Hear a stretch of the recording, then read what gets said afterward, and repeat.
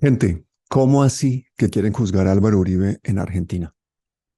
Hoy vamos a hablar con los tres abogados que lo están intentando, que son Sebastián Escobar, del colectivo de abogados José Alvear Restrepo, Daniela Rodríguez, del Comité de Solidaridad con los Presos Políticos, y Sergio Arboleda, de la Corporación Jurídica Libertad. ¿Por qué en Argentina y no en Colombia? Nos lo van a contar. Pongan cuidado.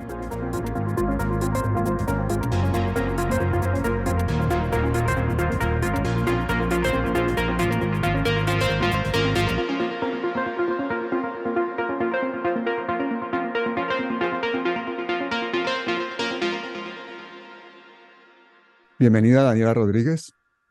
Hola Pablo, muchas gracias, un gusto y gracias a todas las personas que nos escuchan. Yo soy Daniela Rodríguez, soy abogada y hago parte de una organización de derechos humanos llamada el Comité de Solidaridad con los Presos Políticos, que junto con Cajar y la Corporación Jurídica Libertad venimos apostándole a la lucha contra la impunidad y a la defensa de los derechos humanos en nuestro país. Sebastián Escobar, bienvenido. Hola Pablo, muchas gracias por la invitación para conversar el día de hoy. Un saludo muy especial a todos quienes nos escuchan. Sergio Arboleda, bienvenido. Pablo, muchas gracias por ese espacio. Mi nombre es Sergio Arboleda para todos y todas quienes nos ven a través de tu canal, integrante de la Corporación Jurídica Libertad, que al igual que el CAJAR y el Comité de Solidaridad, también hacemos parte de esta articulación y que representamos víctimas de crímenes de Estado a nivel nacional. Bueno, gente, imagínense con quiénes estamos hablando. Esto es un canal de derechos humanos, estamos hablando con campeones de los derechos humanos. La labor de Cajar es impresionante. Yo los invito a que sigan las redes de Cajar, porque si hay gente de verdad que se la juega en Colombia, porque tengamos una dignidad en justicia y en derechos, son ellos. ¿Por qué tenemos que juzgar o se tiene que juzgar a Álvaro Uribe en Argentina y no en Colombia? Yo creo que no es porque se tiene que juzgar en Argentina y no en Colombia, sino porque tuvimos que llegar a esa instancia teniendo en cuenta la falta de justicia en nuestro país.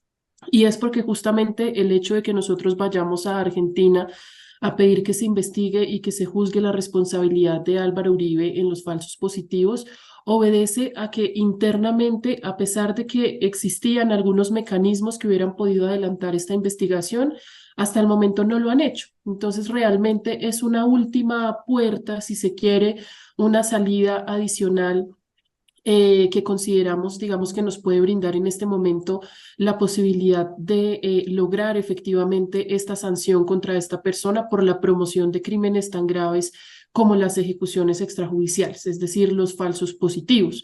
Nosotros, efectivamente, en Colombia hay una jurisdicción especial para la paz que fue creada en el marco del Acuerdo de Paz, pero que no tiene la competencia, no tiene la capacidad de juzgar a expresidentes. Y esto es, digamos, un bloqueo, si se quiere, en esta lucha contra la impunidad que estamos adelantando. Además, teniendo en cuenta su fuero presidencial, el mecanismo competente para investigarlo, juzgarlo y sancionarlo es la Comisión de Acusaciones, que en este momento desafortunadamente no ha brindado una respuesta oportuna frente a las investigaciones que se encuentran allí y no tiene la capacidad real de producir unos efectos real en los derechos de las víctimas. Entonces, esa es la razón principal por la que acudimos a Argentina. Resumiendo, porque la justicia colombiana no es capaz. Más o Así es. menos. Sí, en última instancia se trata de eso, Pablo. Han pasado 20 años desde que estos crímenes empezaron a cometerse en Colombia de manera sistemática. Adquirió una dimensión pues que todos conocemos y que es preocupante de 6.402 casos. Y durante ese tiempo la justicia colombiana no ha podido investigar al expresidente, a pesar de que en Colombia, por la constitución de nuestro país, el expresidente, bueno, quien ejerce la presidencia es el comandante supremo de las fuerzas militares y tiene una responsabilidad frente a los actos de sus subordinados. Y a pesar de todo esto, en Colombia durante estos 20 años no se ha investigado a esta persona a pesar de los serios indicios que hay de su responsabilidad. Entonces, como tú dices, esa imposibilidad para hacerlo en nuestro país es lo que en últimas sirve de motivación para acudir a otras instancias. ¿Y a Santos también se le está investigando, Sergio? ¿O lo van a llevar ustedes también a los tribunales en Argentina? Porque era el ministro de Defensa de la época, ¿no? Sí, Pablo, lo que pasa es que claro, hemos manifestado aquí que es imposible, ha sido imposible juzgar o investigar a Álvaro Uribe Vélez por esos crímenes, eh, y que es masivo, sistemático. Lo que pasa es que en la sociedad colombiana hablamos de falsos positivos, ejecuciones extrajudiciales, ¿sí? Y siempre nuestro imaginario nos lleva a pensar en el asesinato de personas civiles, pero digamos que eso es mucho más elaborado que solamente el asesinato. Es cómo se desescalaban las órdenes desde los mandos, tanto civiles, en este caso, expresidentes, exministros, y que iba bajando desde la escala militar de los comandantes hasta llegar hasta la base del ejército.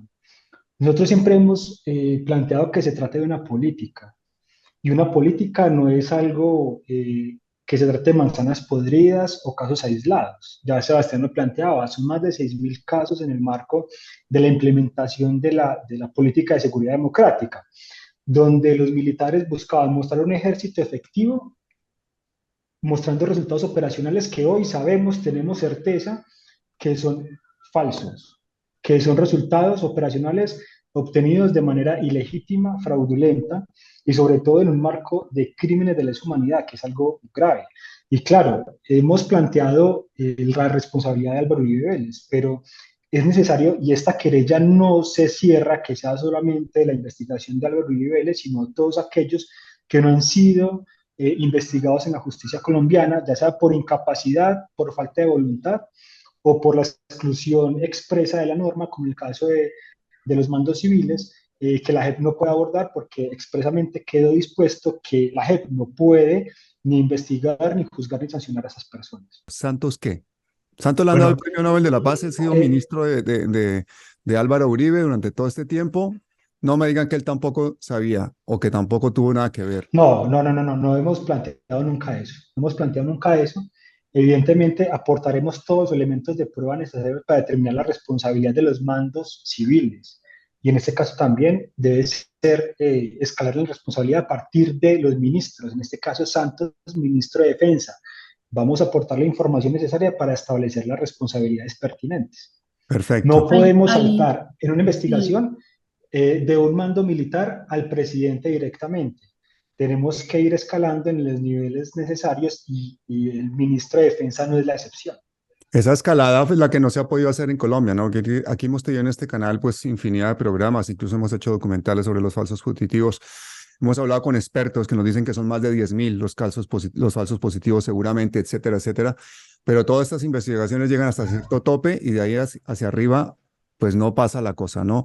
Entonces, la razón por la que ustedes, Daniela, escogieron a Argentina fue porque la justicia de Argentina, ¿qué garantías especiales les representa a ustedes para llevar este caso allá y no a otro país? Listo, pues lo primero es que nosotros hicimos todo el trabajo de verificación de a qué lugares podríamos llevar este caso, y efectivamente miramos cuál era donde tal vez podríamos tener una mayor, primero una mayor cercanía en temas de contexto, de lenguaje, pero también digamos que en términos técnicos pudiéramos tener una mayor probabilidad de éxito por esos criterios que requiere la jurisdicción universal.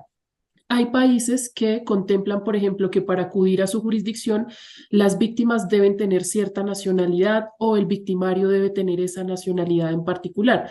En el caso argentino, se habla de una jurisdicción universal total, donde lo que prima es que efectivamente se hable de la comisión de crímenes de lesa humanidad o de crímenes de guerra, sin importar de dónde son las víctimas y sin importar de dónde son los victimarios. Entonces, después de haber hecho toda esta radiografía y de determinar que efectivamente Argentina podía tener una mayor amplitud, decidimos interponerla allí. También hay algo muy importante y es que con Argentina compartimos, digamos que este pasado de atrocidades, que en Colombia no es tan pasado, porque efectivamente las violaciones a los derechos humanos siguen ocurriendo, pero que efectivamente hay una comprensión frente a lo que son los crímenes de Estado, ¿no? Frente a lo que han sido las detenciones arbitrarias, las desapariciones forzadas que se produjeron en el contexto de la dictadura y, digamos, todas las conductas que fueron cometidas en el marco del conflicto armado aquí en Colombia. También es muy importante que nosotros queremos que en este proceso las víctimas tengan un rol totalmente relevante, que ellas se puedan sentir parte también de este proceso, porque ha sido algo que tampoco ha pasado en la jurisdicción ordinaria y en otros escenarios. Entonces, qué mejor que pudiéramos tener un país hispanohablante donde también pueda ser mucho más fácil esa interlocución directa, por ejemplo, con la autoridad que tendrá que tomar las decisiones e incluso con la misma ciudadanía, porque este no es un proceso que solo tenga unos efectos jurídicos, sino que también es importante que sea un proceso de la gente, que salga a la calle, que se debata en lo público. Y creo que por eso es tan importante que tengamos, uno, espacios como estos, pero también que podamos llegar a otros escenarios como la academia o como la sociedad en general, para que se comprenda qué es lo que estamos haciendo y que pueda haber una solidaridad también alrededor de esta causa. Sebastián, imaginémonos que se hace el juicio en Argentina y sale Uribe condenado. ¿Eso es vinculante? ¿Puede terminar él en una cárcel, por ejemplo, en Argentina o en Colombia? ¿O eso es simplemente una sentencia que se va a quedar ahí? Esto es un proceso criminal como en cualquier parte del mundo, tiene sus efectos y eventualmente puede llegarse hasta un escenario de un juicio y una sanción. En ese caso, será vinculante para la justicia argentina, que podría incluso proferir órdenes de extradición para que se hagan efectivas en otros países. Por supuesto que estos procesos también dependen de las relaciones que hay entre los estados y habrá que ver en el momento, si llegamos a un escenario de estas características, habrá que ver cuál es la respuesta de Colombia frente a un pedido de Argentina, pues en concreto. Hace 8 días presentamos la querella en Buenos Aires que fuimos con las víctimas, la radicamos, hicimos incluso algunas jornadas de reunión con el despacho, eh, con el secretario del despacho, hemos hecho también unos actos públicos allí en Argentina y hasta ahora se empiezan a proferir como los primeros exhortos en búsqueda de información. Ya salió uno que justamente hicimos público esta mañana las tres organizaciones en donde se requiere a la Fiscalía de la Corte Penal Internacional para que informe sobre las investigaciones que se hicieron allí por el examen preliminar para empezar a copiar información, para conocer si ya estos hechos y frente a esta persona en particular se habían investigado allí. Entonces, estamos todavía en una fase muy preliminar. Nosotros queremos llegar hasta un escenario que avance lo máximo posible y también tenemos en esto con una doble perspectiva, es decir, queremos que la justicia argentina avance y en otras causas ha demostrado que puede avanzar hasta fases importantes del proceso. Por ejemplo, en el caso de la investigación que hace Argentina sobre los crímenes del franquismo, se han vinculado a posibles, a presuntos responsables, se han escuchado víctimas, se han hecho exhumaciones, se han practicado diferentes pruebas. Y queremos que esto avance también en ese sentido, pero también puede ser posible que el avance de la jurisdicción ordinaria genere condiciones para que en nuestro país también puedan avanzarse en investigaciones en contra de esta persona. Nosotros estamos abiertos a cualquiera de esos escenarios, pero lo fundamental aquí es la labor de lucha contra la impunidad de las organizaciones. Entonces es básicamente eso, Pablo. El proceso, como cualquier proceso de naturaleza penal en cualquier país, avanza, es vinculante y nosotros seguiremos impulsando este proceso para que avance lo máximo posible. ¿Quién fue el que empezó o quién fue el que decidió que había que llevar este caso a la justicia argentina? Nosotros hacemos parte de tres organizaciones que se articulan desde hace muchos años en la defensa de los derechos humanos. No tenemos ningún interés político ni de partidos políticos. Nuestro propósito es acompañar a víctimas de crímenes de Estado que se han visto afectadas por agentes estatales, incluso mucho antes de que existiera la JEP o de que hubiese justicia transicional a partir del proceso de paz con las FARC. Nosotros hemos representado víctimas de ejecuciones extrajudiciales en justicia ordinaria, es decir, con la fiscalía, incluso hemos acudido a justicia penal militar eh, para acompañar a las víctimas. Entonces, sí dejar la claridad que esto no obedece a ningún propósito político, incluso como lo ha estigmatizado el mismo querellado, que se trata de organizaciones que responden a intereses de organizaciones de izquierda. Las organizaciones de derechos humanos tenemos como propósito ese, y es defender los intereses y los derechos de las víctimas, acceder a verdad, a un mecanismo efectivo de justicia, a que tenga una reparación integral y sobre todo a que no haya repetición de lo que ha sucedido. Ustedes Contexto. fueron los que decidieron hacer esta investigación en Cajar. Exacto. ¿Por qué razón, Daniela, esta comisión de acusaciones nunca ha funcionado y todos sabemos que Álvaro Uribe, por ejemplo, tiene cientos de investigaciones allí?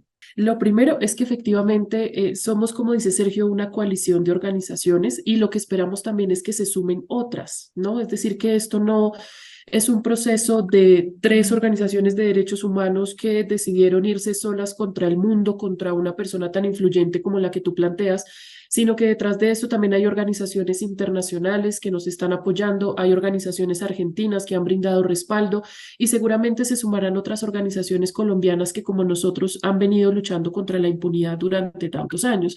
Y lo segundo que quería aclarar es que, por supuesto, digamos que coincidimos en la naturaleza tan atroz de los crímenes de falsos positivos.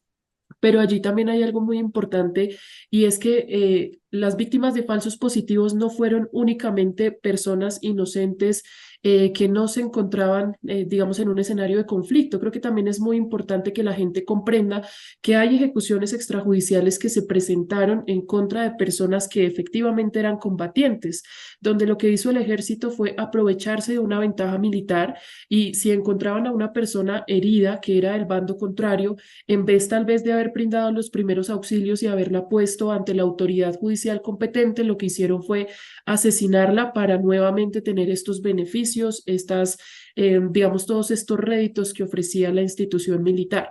El solo hecho de que él esté imputado o investigado no lo invalida para hacer todas esas cosas y toda esa actividad de política y de influencia tan importante que tiene. No necesariamente, digamos, estar vinculado a un proceso penal no limita, digamos, el ejercicio de algunos derechos hasta tanto no haya una sentencia condenatoria. Y por eso la importancia de esta querella no es únicamente porque eventualmente pueda llegar a un juicio y pueda llegar a una condena de tipo jurídico, sino porque también tiene que pesar una condena de tipo social frente a una persona que desde su rol como presidente y ahora como un actor también relevante de tipo político, como lo queramos describir, pues tuvo una participación determinante a partir de los elementos de prueba que hemos recaudado y eso debe, digamos, generar también una condena social frente a esta persona. Sergio, ¿y realmente tú crees que vamos a vivir lo suficiente para llegar a ver ese juicio hecho realidad? ¿Cuál es más o menos el tiempo que se suele tardar todo este proceso? Sabemos que son muchos años, esperemos que logremos avanzar de manera significativa y rápida en este proceso, pero no hay un tiempo. ¿Tiene que pasar todo otra vez de Colombia? Depende de muchos factores. Por ejemplo, un factor clave es dependiendo de dónde él esté en ese momento. Pero a ver, cuando uno inicia un proceso es muy difícil predecir cuáles van a ser sus etapas, cuáles van a ser sus tiempos. Solamente pongámonos en el escenario del proceso judicial que Uribe tiene actualmente en Colombia por la compra de falsos testigos. Digamos, la Corte Suprema hizo una investigación, tiene todos los elementos de prueba para llevarlo a juicio, de hecho tomó una medida preventiva pues una medida de aseguramiento de detención preventiva para él en su domicilio y renunció al fuero y se fue a la fiscalía y eso ha pasado por unas contingencias particulares en donde la fiscalía ha actuado como su principal defensor, ha pedido 2 veces la preclusión, no sabemos qué va a pasar más adelante.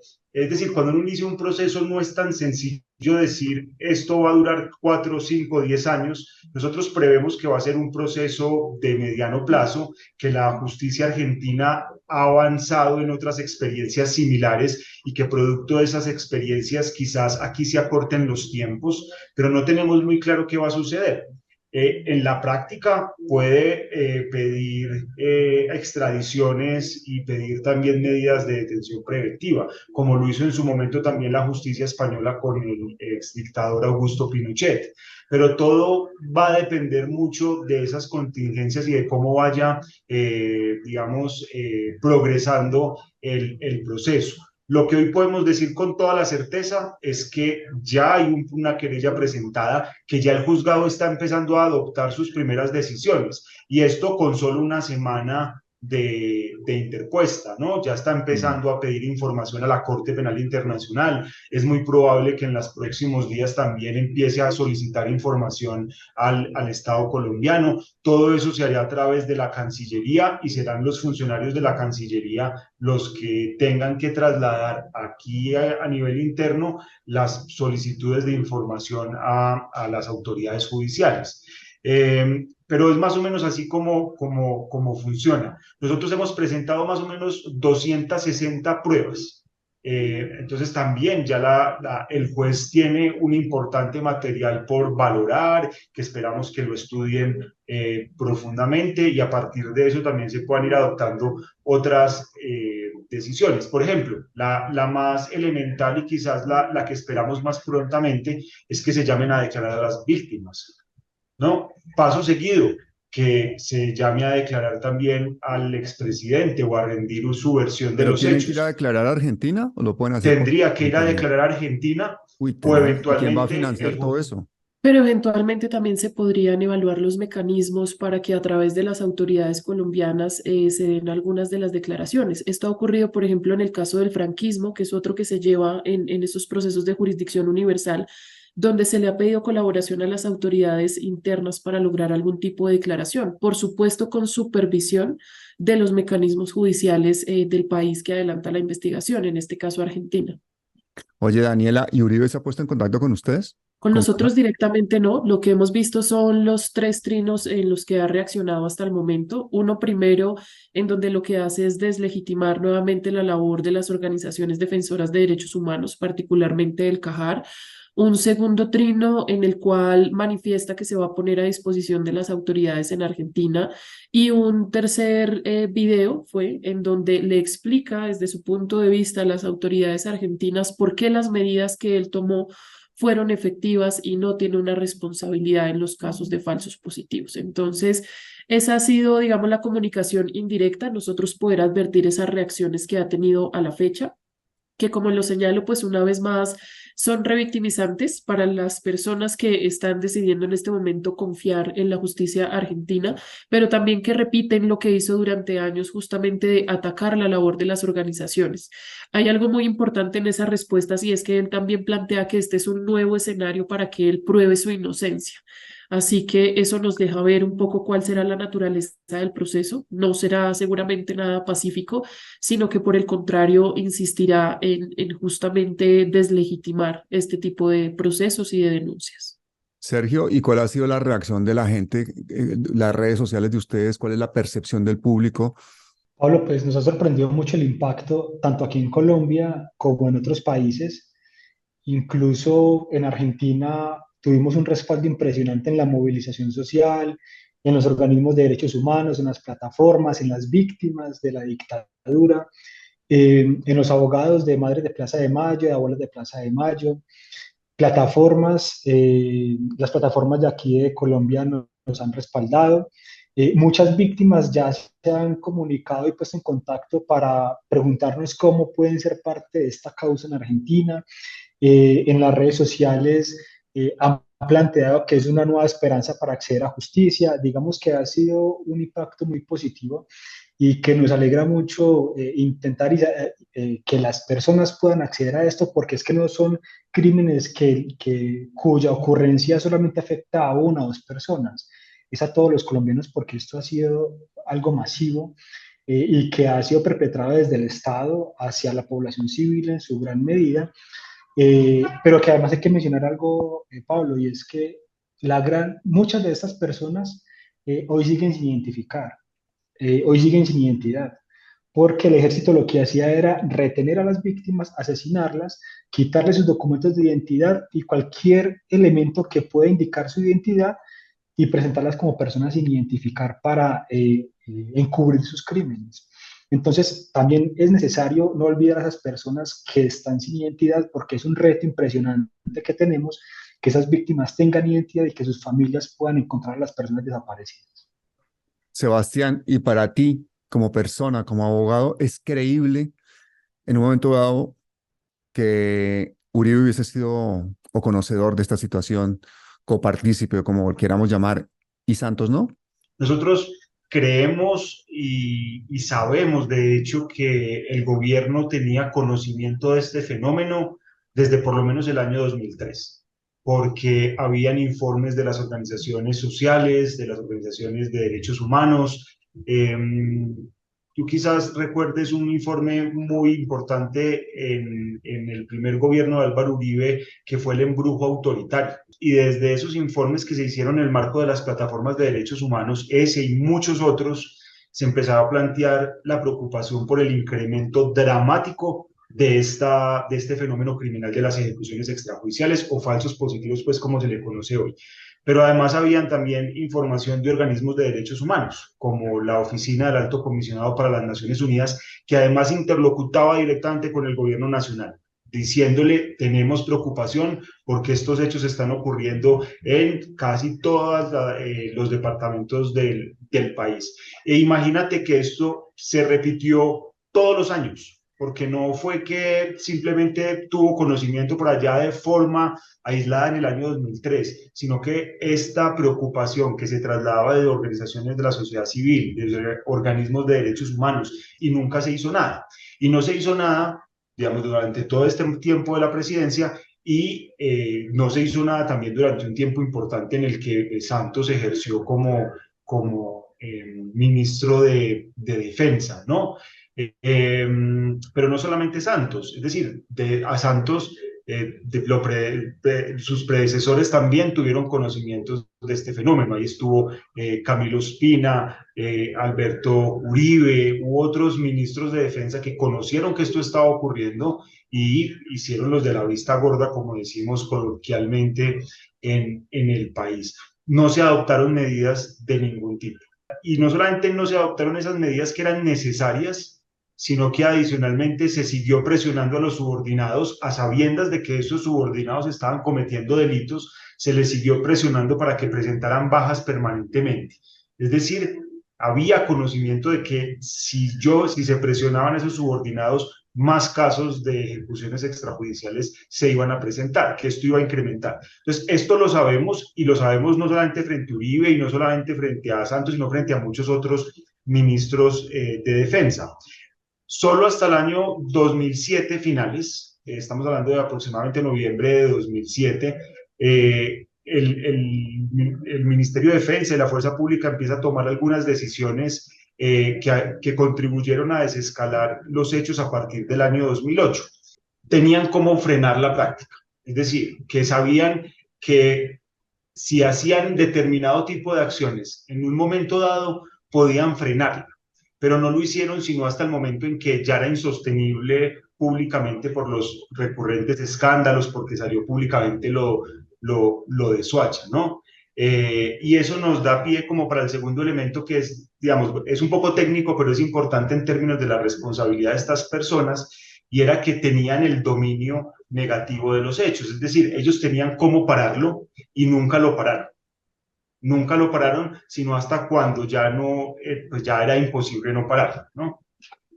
Hay que recordar también que nuestras organizaciones han sido históricamente perseguidas, estigmatizadas, que contamos con compañeros y compañeras que han sido víctimas de exilio, de tortura, de asesinatos, de desapariciones, y en esa medida nos hemos esforzado primero por rodearnos también, por organizaciones, organismos que puedan estar pendientes de cualquier situación que se pueda presentar, y no solamente sobre nosotros como abogados o de nuestras organizaciones, sino principalmente de las víctimas, porque realmente ellas han sido quienes han puesto la cara, quienes han prestado su voz también para la interposición de esta querella, y no quisiéramos, digamos, tener consecuencias que lamentar, ¿no? Aquí hay algo también muy importante, y es que en Colombia claramente no hay garantías para la existencia de procesos judiciales de esta naturaleza. Prueba de ello es que advertimos el número, el incremento de asesinatos día a día de homicidios, asesinatos de líderes sociales, entre otros. Entonces, en esa medida sí nos hemos enfocado en alertar a la comunidad internacional, en alertar también a la sociedad de esa necesidad de rodear a las personas que hemos estado, digamos que, liderando esta acción y sobre todo a las víctimas, como lo señalaba. ¿Qué pueden hacer los ciudadanos colombianos? Bueno, en primer lugar, el respaldo que hasta el momento hemos recibido por parte de los ciudadanos y ciudadanas ha sido muy importante. Yo creo que debe seguir creciendo en redes, en las calles, en la opinión pública. Ese respaldo a las víctimas, no dejarlas solas, la solidaridad con las víctimas es muy importante porque son víctimas que históricamente han sido silenciadas, perseguidas, estigmatizadas, eh, que se les ha obligado a renunciar, incluso en muchas ocasiones, a intentar acceder a un mecanismo de justicia idóneo. Entonces, en primer lugar, ese respaldo a las víctimas es muy importante. En segundo lugar, las tres organizaciones hemos emitido unos comunicados públicos. Es muy importante que la gente nos ayude a reproducir la información que sacamos, que emitimos. Si hay víctimas que nos están eh, escuchando y viendo en este momento, que también en nuestras páginas de internet pueden tener elementos de contacto, que se contacten con las organizaciones de derechos humanos para mirar cómo podemos canalizar esas voluntades de comparecer a esta causa e intentar unir esfuerzos para fortalecer esa estrategia. En segundo lugar, las tres organizaciones junto a el Espacio Litigio Estratégico, en total somos 11 organizaciones de derechos humanos, hacemos parte de la campaña Por la Verdad, que es ese donde se hizo esa acción del mural de quién dio la orden. Creemos que es necesario seguir preguntando e indagando quién dio la orden y creemos que eso también puede alimentar esa lucha por saber la verdad. Entonces, creemos que es necesario la información, reproducir, respaldar y que se acerquen a las organizaciones, sobre todo, es muy importante para nosotros y para las víctimas. Sergio, aquí hay una persona curiosa del público que pregunta que si tienes algo que ver con la Universidad Sergio Arboleda. Esa No, pregunta, hable, hermano. Solo una fatídica coincidencia. Yo aprovecho una cuñita, Pablo, no, hay unas No. organizaciones argentinas que han promovido una campaña internacional para seguir sumando voces que piden que la justicia argentina avance en la investigación de este caso. Es una campaña internacional que seguramente se va a lanzar próximamente y lo que queremos es sumar firmas y sumar voces a nivel global, no solamente en Colombia, no solo en Argentina, sino a nivel global para pedir a la justicia federal argentina que avance prontamente en la investigación y ojalá en el enjuiciamiento de los máximos responsables de este fenómeno criminal en el país, que incluyen al entonces presidente de la República. O sea que la presión social es muy importante, que la presión de los ciudadanos, que las movilizaciones. Es que una de las cosas que la oposición en este momento al gobierno de Colombia hace mucho énfasis es en decir que el presidente, por ejemplo, Petro, está pidiendo continuamente movilizaciones, que eso para qué, que si acaso no es el presidente. ¿Qué opinan ustedes de esas movilizaciones, por ejemplo, en Colombia, a favor de Palestina, a favor de la paz en otros países? ¿Eso tiene algún sentido o estamos pecando de utopía y de bobada los que creemos en los valores humanos? Daniela. No, yo creo que son totalmente fundamentales estos ejercicios de movilización que se han adelantado. Creo que en este momento el hecho de hacernos los de la vista gorda y mirar para otro lado frente a lo que está sucediendo en Palestina, pues es totalmente desafortunado. Y creo que justamente el hecho de que haya solidaridad entre los pueblos, pues es lo que también nos permite, digamos, poder lograr algunas transformaciones y algunos cambios. ¿No? Claramente Mm. esto no ha tenido la incidencia o el impacto que se espera para que justamente hayan unas consecuencias reales sobre la ocupación que está ocurriendo en este momento, sobre la violencia que se está viviendo, sobre los cientos, miles de asesinatos que se están produciendo, pero creo que sí es importante que la gente sienta el respaldo. Así aquí como allá, es importante para la gente sentir que no está sola, estamos luchando contra poderes que son muy grandes y que efectivamente esa solidaridad y esa articulación por lo menos impulsa y motiva y permite también ver que hay otros ojos puestos sobre estas situaciones y eso también es muy importante. Y lo planteo porque hemos tenido la oportunidad también de hablar con organizaciones que se encuentran en Palestina y realmente agradecen todo el respaldo, todo el apoyo que se ha brindado y en esa medida pues también haciendo un poco el paralelo, nosotros en esta causa que busca justicia, que busca luchar contra la impunidad, pues digamos que también estaremos muy agradecidas de toda la solidaridad que podamos acumular, no solo del pueblo colombiano, sino también de otros países que también hay que decirlo, ya lo hemos recibido mensajes de apoyo desde México, desde Guatemala, desde Brasil, y esto pues será fundamental para que las víctimas sientan que no están solas en esta lucha. ¿Cuál es la red más Em, potente de ustedes de comunicaciones? yo creo que actualmente una de las más potentes es la de Twitter.